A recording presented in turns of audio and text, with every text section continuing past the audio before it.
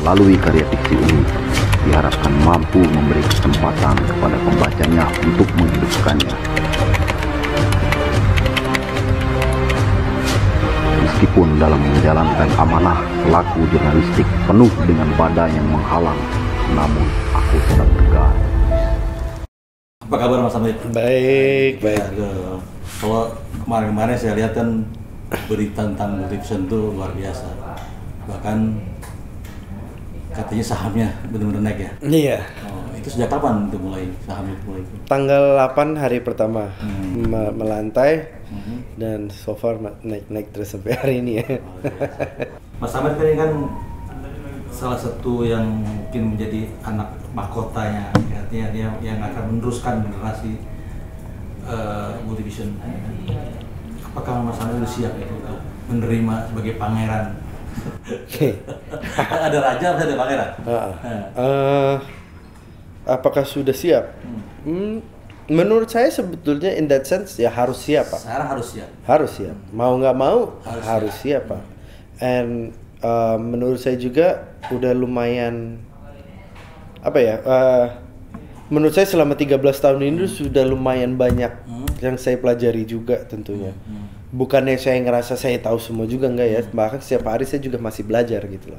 Setiap hari saya masih belajar hal-hal yang baru atau mempunyai ide-ide yang baru atau cara berpikir yang baru terhadap sesuatu hal gitu. Jadi it's constantly changing sama karena perfilman itu kan mengikuti peradaban ya.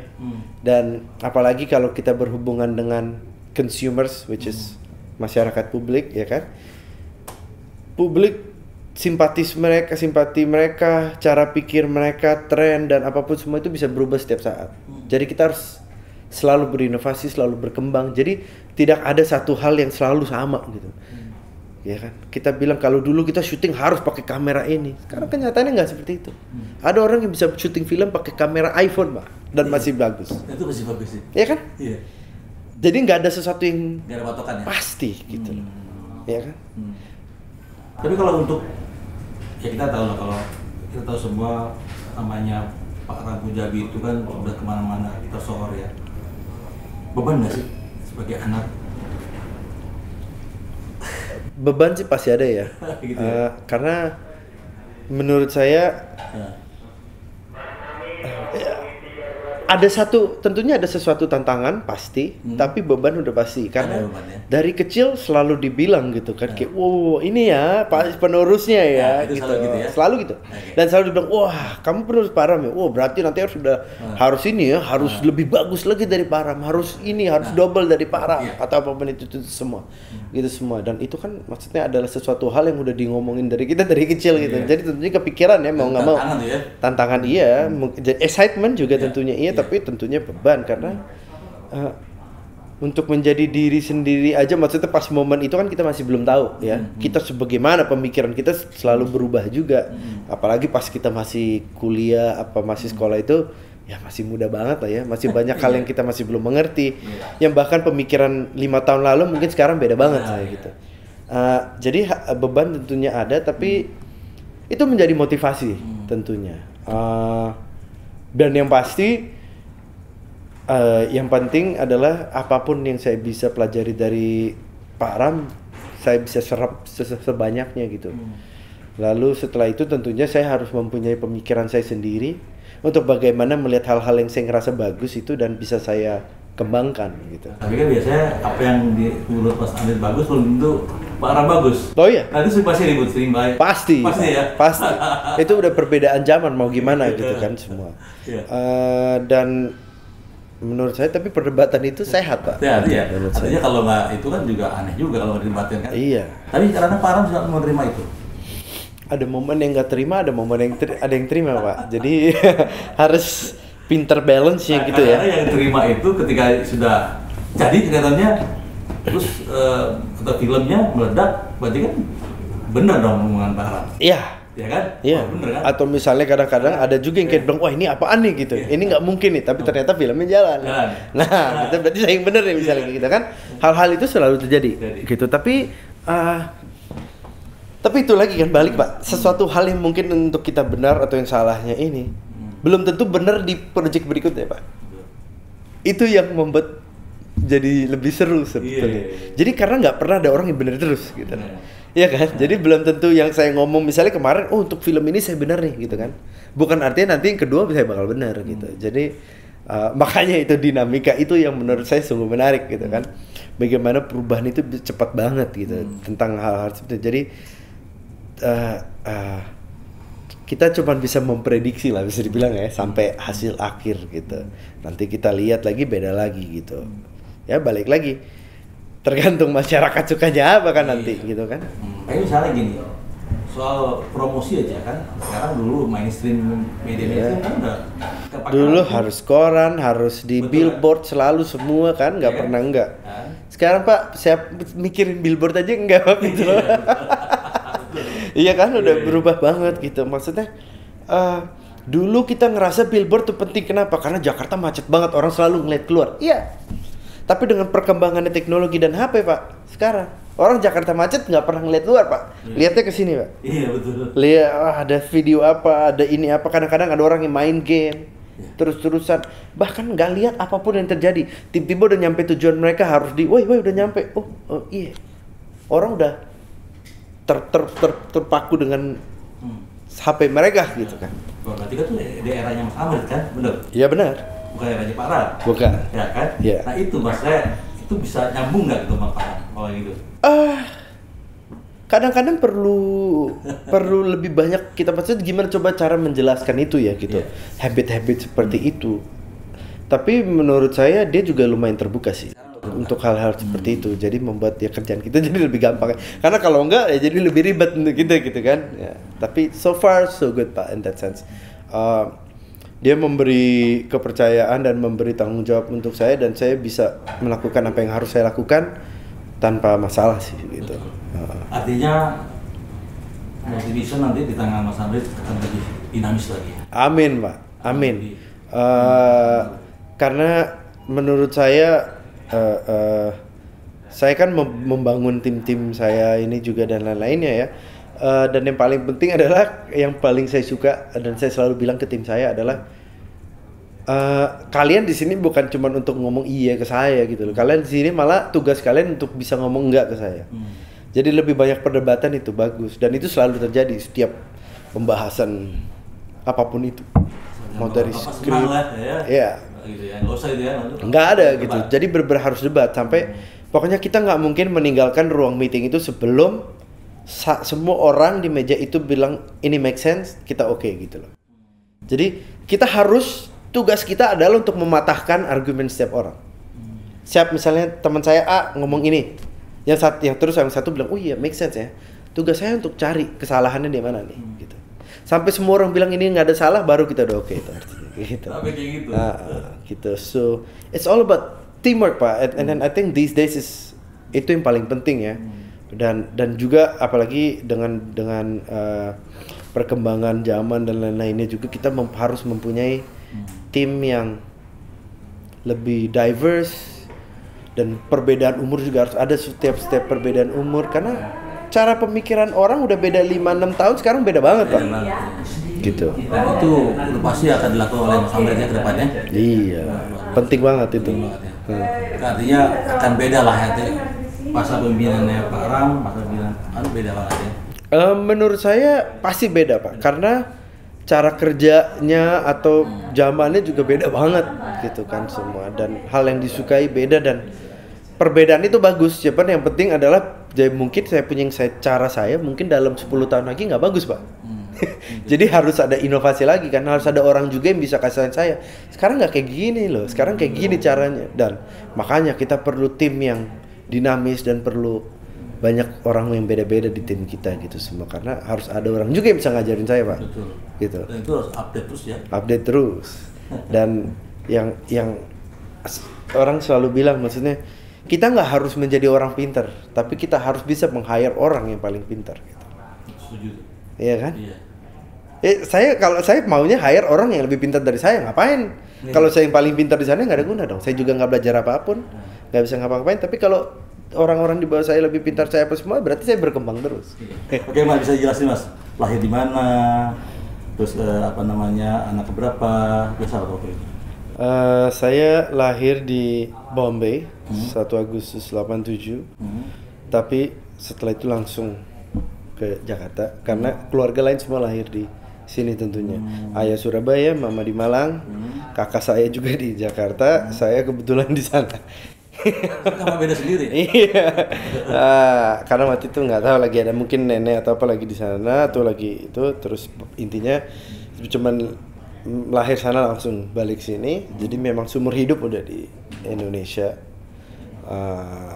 Lalu anak kedua, saya punya kakak perempuan 1. Actually sebetulnya anak ketiga. Dulu saya punya kakak cowok, tapi dia umur 5,5 tahun meninggal leukemia. Waktu itu di treatment dulu semua sampai ke New York lainnya, tapi pas umur 5,5 tahun meninggal. Setahun kemudian kakak saya lahir. Bukan setahun kemudian. Iya, setahun kemudian kakak saya lahir. Situ setahun habis itu baru saya. Nah, sejak tinggal di Jakarta, waktu kecil itu sering melihat aktivitas papa ya, mama ya? Wah, sering banget. Kayaknya apalagi pas awal-awal lah ya, bisa dibilang pas awal 90-an itu pas mulai dengan sinetron lainnya. Waktu itu saya ingat 92 tuh gara-gara waktu itu saya umur 5. Tapi pas 94 mungkin 95 itu kan lebih banyak sinetron-sinetron kayak film-filmnya Jeremy Thomas, Adam Jaren apa itu semua. Dan mereka waktu itu sering banget syuting di rumah kita yang di Kebun Jeruk, saya ingat banget tuh. Jadi namanya kalau saya pulang sekolah itu depan rumah tuh udah full mobil-mobil box sama mobil-mobil propsnya lain-lainnya gitu. Dan kayak ruang tamu lantai 2-nya tuh selalu isinya semua pemain-pemain dan kru-kru dan lain-lain. Jadi memang saya grow up-nya kayak gitu. Cuman benar-benar yang sendiri pas sudah masuk dalam kamar aja udah gitu. Tapi kalau lagi ada rame-rame orang di rumah, saya juga pengennya di luar, pengen ngelihat semuanya gini-gini semua. Jadi bisa dibilang dari kecil udah kayak lumayan expose banget sama dunia itu lah ya. Sering banget duduk sama anak-anak soundman. Saya di pangkunya anak soundman, terus dikasihin headphone sendiri, terus terus dibelajarin lah ini apa gini. Itu umur berapa tahun ini? Enggak? Wah, itu saya masih SD, dari saya SD pokoknya sampai SMP juga masih sering tuh. Masih sering ya. Itu tiap hari. Hampir setiap hari selalu ketemu sama kru dan pemain-pemain karena banyak shoot di rumah waktu itu. Jadi seperti itu. Lalu exposure itu juga yang membuat saya mungkin lebih senang hal-hal kreatif seperti kayak pelajaran pentas musik atau pentas drama, theater art apa semua. Jadi saya kira ngambil kelas-kelas seperti itu dari kecil gitu. Setelah itu sekolah Jadi saya TK sampai SD 3 itu dulu di Gandhi School Pasar Baru. Ya. Kelas 3 SD saya pindah ke Sekolah Pelita Harapan Karawaci. Dan dari kelas 3 sampai lulus ya, sampai SMA 3 saya di Karawaci. Lalu setelah lulus saya pindah ke Amerika. 5 tahun di sana, dari Santa Monica College ke American Intercontinental University. Saya ambil majornya media production. Media production. Jadi basically learning everything lah, dari script writing sampai ke editing lain-lainnya semua saya belajar semua. Jadi bukan cuman fokus misalnya ke script atau apapun semua, enggak, benar semuanya. Karena pas momen itu tentunya sudah mengerti ya bisnis ayah juga seperti apa dan yang diperlukan seperti apa kalau untuk bisa melanjutkan pekerjaannya dan ikut masuk di bisnis ini gitu. Jadi lumayan interesting sih sebetulnya, maksudnya bukan mungkin kadang-kadang ada orang yang bilang wah susah juga ya harus kerja di bisnis ini. Maksudnya mau apa enggak kan dari dulu. Kebetulan memang dari kecil saya suka. Jadi nggak ngerasa itu kayak beban atau apa semua, dan ngerasanya ya nggak kayak kerja lah ya, memang enjoy aja di bidang ini gitu. Memang sudah kenal sejak awal. Iya, mungkin karena nggak dipaksa juga ya, dan karena expose ke dunia itu dan saya ngerasa interesting waktu pas kecilnya yang membuat saya jadi lebih open ke dunia ini. Tapi mungkin kalau tadi dipaksa atau juga mungkin nggak juga sih. Kan banyak tuh juga tuh bapaknya pengusaha, anaknya milih yang lain gitu. Iya. Tapi kalau Amrit kan memang langsung pilih yang memang yang bapak suka ya. Sebetulnya ada satu yang mungkin saya lebih suka daripada apa tuh? Jadi produser. Jadi pemain bola dulu saya pengen. Itu dia tuh. Iya. Itu dia. Beneran. Iya. Saya gila banget sama bola dari kecil, kayaknya gara-gara kakaknya ibu saya. Dari pas saya kecil banget saya bener-bener sering banget nginep di rumahnya dan dibelajarin lah tentang bola, apalagi Liga Italia. Jadi bener gila banget sama bola. Kalau tadinya kalau misalnya waktu itu, maksudnya saya sering main bola gitu juga, bahkan sampai di Amerika juga ikut klub dan lain-lainnya. Cuman sayang pas tahun baru balik dari Amerika dan lain-lainnya.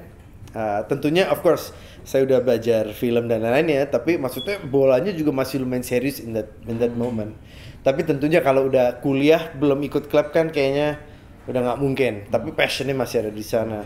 Belum lagi pas setahun nyampe Indonesia terus saya cedera lutut saya pas lagi promosiin film bola saya. Terus sampai harus operasi saya. Oh iya? Iya, saya cedera ACL sama meniscus waktu itu, tapi interesting lah story-nya dari gitu. Tapi at least passion saya sama bola itu maksudnya lumayan gede even sampai sekarang. Makanya film pertama saya aja tentang bola. Apa judulnya? Hat-trick. Patrick. Yeah. Yang main Lukman Sardi, Dion Wiyoko, Mikael Jakaralimena, Lionel Tikwalu, Fauzan Nasrul, Denny Sumargo, Apa itu? Arumi Basin, ya semuanya itu. Tahun berapa itu ya? Tahun 2012. 2012. Ya. 2012 film pertama saya. Saya ingat juga kok soal bola itu, sempat saya antar dulu ke Aceh. Iya. Nah, ada Ronaldo ya. Iya benar, saya ingat banget itu setelah tsunami ya, terus Iya. Ronaldo datang kan. Saya make sure banget pokoknya waktu itu pokoknya harus saya bisa ketemu Ronaldo. Saya ingat banget terbang ke Aceh kan bareng-bareng dia gitu semua. Bahkan itu animo penontonnya semua orang-orang di Aceh juga saking gedenya. Saya ingat harusnya ada kayak main bola bareng kan sama Ronaldo tapi nggak jadi sama gara-gara keramaian banget. Saya ingat banget itu semua. Sampai akhirnya ada satu acara lagi di Ritz-Carlton ya sama Ronaldo itu. Tapi itu masih inget banget tuh bener-bener karena gila banget sama bola. Sampai sekarang saya masih simpan. Kan pas sama dia saya minta sepatu bola R9 saya ditandatangan sama dia sama 2 baju Manchester United saya ditandatangan sama dia. Padahal saya nggak suka Manchester United tapi saya beli Karena dia. gara-gara dia. Ingat Sampai tak? Sampai sekarang saya masih gila banget sama bola saya. Nggak ada gitu niatan untuk bikin klub gitu? Aduh, saya kalau sampai bikin klub sendiri enggak, cuman kalau ada kesempatan mungkin saya lebih kayak mungkin saya pengen bisa mempunyai saham ya 5% juga apapun itu di Inter Milan. Saya senang banget ya. Kalau Inter Milan jauh banget ya. Gak tahu dari dulu suka banget. Memang gedenya nonton, mulai suka bola dari pas nonton Inter. Saya inget tuh kayak saya masih umur 9 kalau nggak salah, pokoknya 96, sekitar 96 masih zamannya Bergomi atau apapun itu, pokoknya ya tahun itu nonton bola itu gilanya sama Inter, apalagi pas 98 datang Ronaldo, Recoba, apalah itu semua, jadi udah that moment udah jatuh cinta sama Inter udah. Udah gitu sih. Oke, jadi sejauh mana sih sekarang Anda sampai mendalami atau menggeluti dunia ini yang papa sekarang jalan? Mungkin kalau menurut saya sebetulnya kalau sejauh mana saya sekarang udah bener-bener nyemplung ke bagian paling dalamnya lah ya. Karena kebetulan jadi selama saya kuliah juga, setiap saya balik ke Jakarta tuh pasti selalu magang di kantor. Mau waktu itu masih ada Anjas juga di Multivision. Ada timnya dulu kalau masih ingat ada Dedi, lalu ada Wiki, ada yang lain-lainnya semua gitu. Jadi saya sering berdiskusi sama dia tentang konsep-konsep apa yang seru gini-gini beberapa kali. Bahkan konsep yang saya buat diterima, udah nyampe pilot, 2 episode udah oke, gini-gini semua. Cuman kadang-kadang ada, ya ini namanya dulu pertelevisian dan lain-lainnya, persaingan ini semua kadang-kadang gitu. Mereka sudah konsepnya, terus mereka buat sendiri, ganti pemain, kadang-kadang pakai pemain yang sama lagi. Nah, itu kan dicuri ya. Sering banget dulu. Jadi udah ngerasain itu bahkan pas zamannya saya masih magang doang, masih kuliah. Tapi setelah 5 tahun saya gitu magang dan lain-lainnya ini semua, pas 2010 Agustus atau September tuh saya udah balik ke Jakarta. From that moment on udah basically 100% masuk lah ya. Tapi pas pertama-tama tentunya masih harus banyak belajar karena perbedaan bahkan dari segi bisa bilang dari segi teorinya sampai ke praktiknya banyak banget yang berbeda. Misalnya apa tuh? Bahkan cara kerjanya dan apapun kayak gitu ya. Alat juga ya berubah. Alat, terus even like the pre-production of everything is very different. Kita tahu kalau zaman dulu persinetron apalagi waktu itu Multivision juga lagi banyak banget sinetronnya ya. Dan kita tahu kan sistemnya Indonesia bagaimana kerja tayang.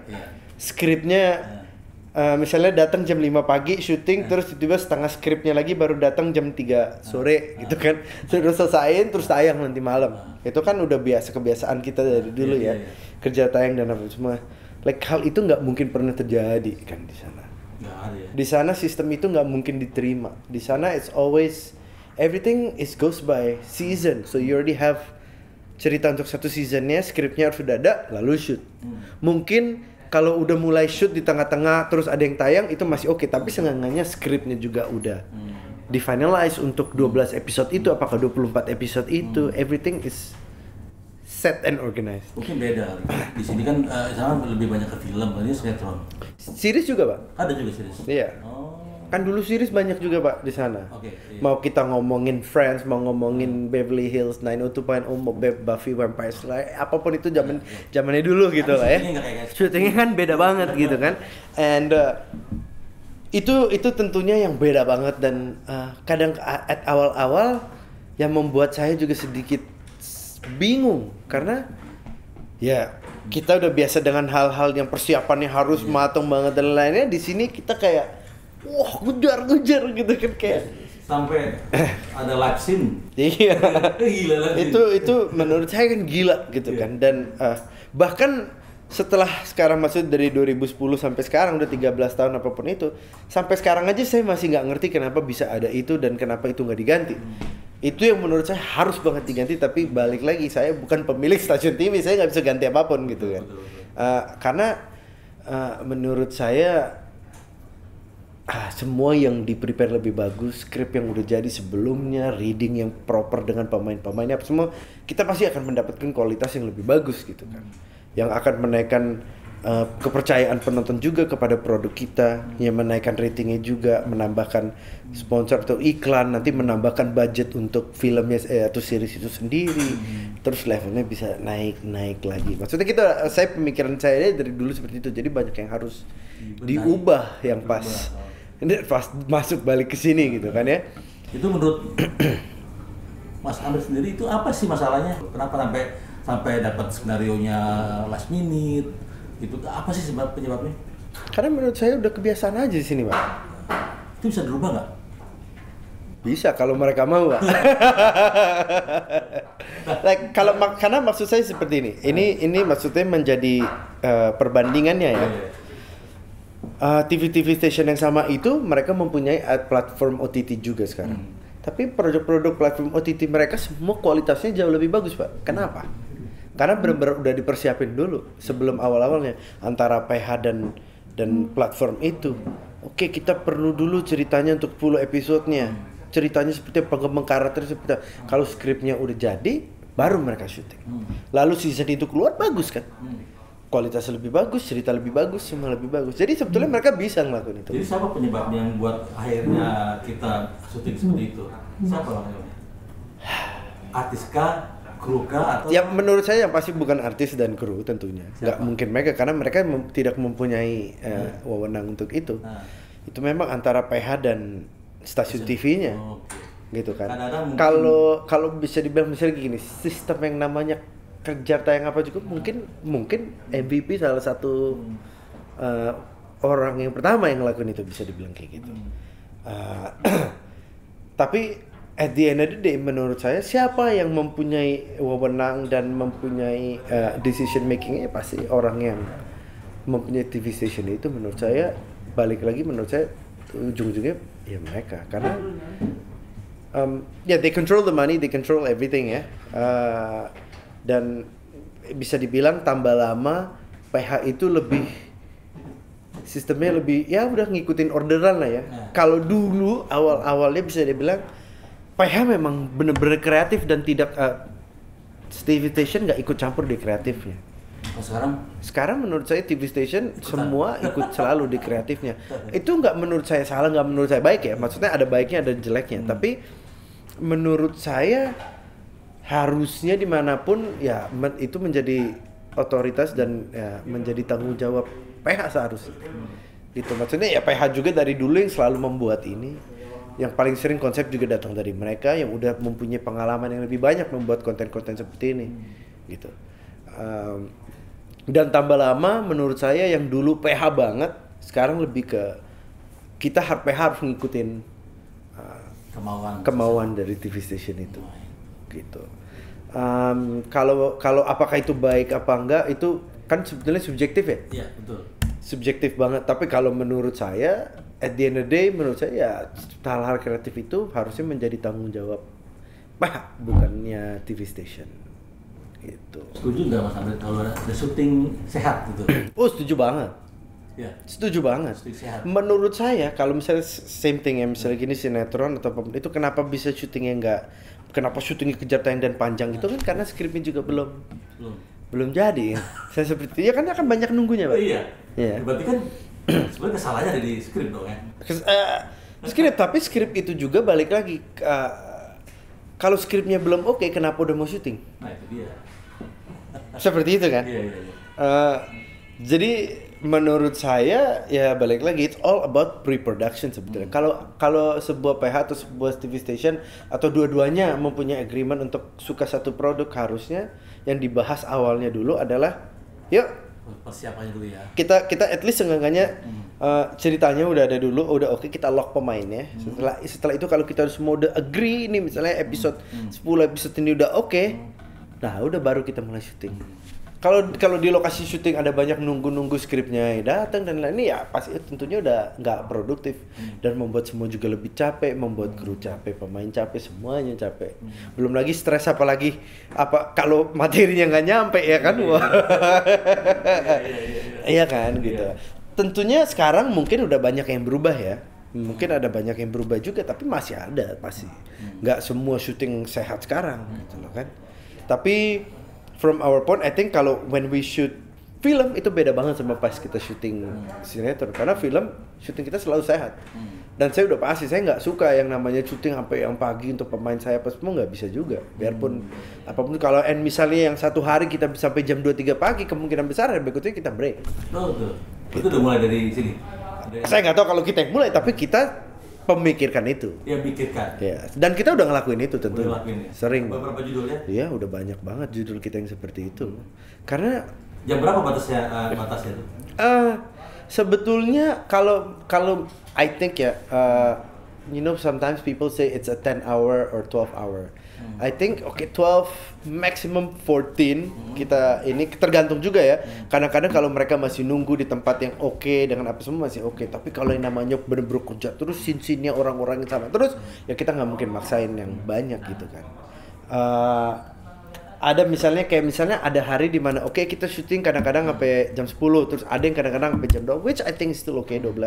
Di mana di atas jam 12 I think udah mulai bisa capek nih gitu semua. Tapi ada kadang-kadang yang bener satu hari tapi bener-bener kayak ini hari terakhir kita di lokasi ini kita udah nggak bisa nambah hari dan lain.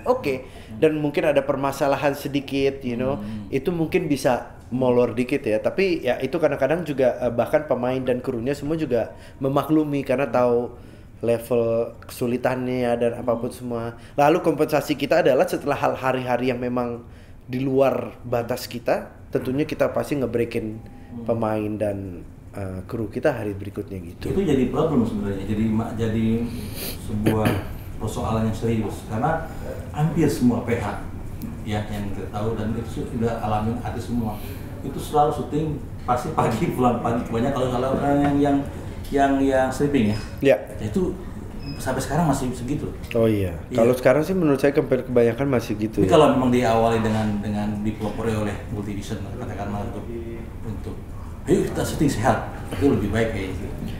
Pak, tapi kalau cuman kita dong yang mau syuting sehat yang lain okein aja Pak. Nggak ada gunanya kan? Lebih untung syuting sehat apa syuting yang tadi tuh kejar target tadi? Karena kan secara kos kan nanti break lagi nanti kan berarti sewa alat lagi apa Tapi lagi. kalau planningnya aman dari awal, menurut saya nggak mungkin ada masalah, Pak. Karena sehat nggak sehatnya itu karena banyak nunggu-nunggunya juga, Nah, oke. gitu kan. Dan menurut saya apapun, Pak, mau apapun itu, dimanapun kalau kita ngelakuinnya yang proper dan benar, pasti jauh lebih bagus dari yang memaksakan membuat orang capek gitu. Dan sayang banget menurut saya, bukan cuma dari segi capek atau apapun itu ya, tapi dari segi kualitas sebetulnya. Kita mempunyai populasi yang lumayan besar, ketiga terbesar di dunia, ya kan. Tapi potensinya besar, Pak.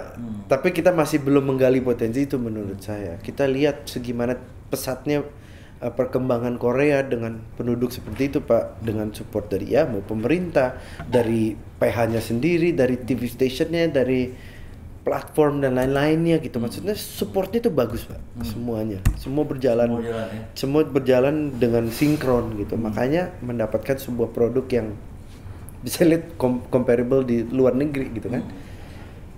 Makanya menurut saya perbandingan TV dan film di Indonesia jauh banget. Film kita bagus-bagus, Pak. Film kita kualitasnya bagus, ceritanya bagus. Even mau CGI yang keren-keren sekarang juga kita udah bisa, Pak, gitu semua. Karena preparation yang bagus gitu. Itu persiapan. Dukungan pemerintah sendiri gimana? Karena juga kan katanya izin apa aja udah agak susah tuh. Menurut saya sih personal ya. So far belum ada apapun yang bisa saya bilang dari pemerintah yang menurut saya memberikan support yang bagus untuk bidang perfilman kita sih. Ya, belum ada ya? Belum ada. Kita lihat bahkan di negara lain aja syuting apapun, bahkan untuk orang dari luar untuk syuting di negara mereka aja ada tax rebate-nya. Belum lama ini kita dapat proposal dari Portugal dengan syuting di sana. Dari momen kita mulai syuting aja udah dibalikin 30% dari modal kita. Itu kan keren banget ya. Dan di sini menurut saya kadang-kadang banyak bisa dibilang gimana ya? Kayak kita syuting di lokasi-lokasi yang maksudnya untuk melihat keindahan Indonesia atau apapun itu. Tapi syuting di tempat-tempat itu izinnya lebih susah lagi. Bayarnya lebih mahal lagi. Kadang-kadang syuting daerah sini, oke, bagian sini oke, tapi udah pindah dikit kamera sini, wah bayar kurang, beda lagi ya, Pak. Ini tuh udah menjadi masalah dari dulu sampai sekarang menurut saya belum pernah dibenahi.